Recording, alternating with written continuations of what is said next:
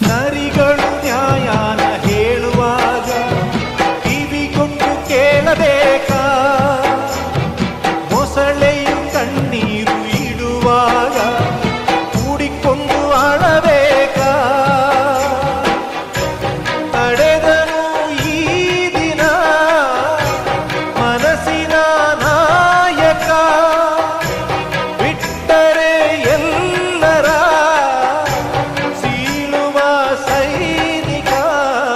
ಯಾರಿಗೆ ಬೇಕೋ ಈ ಲೋಕ, ಯಾರಿಗೆ ಬೇಕೋ ಈ ಲೋಕ? ಮೋಸಕ್ಕೆ ಕೈ ಮುಗಿಬೇಕಾ? ಚಿಂತೆಯು ಇದ್ದರು ನಗಬೇಕಾ? ಪ್ರೀತಿಯೇ ಹೋದರು ಇರಬೇಕಾ?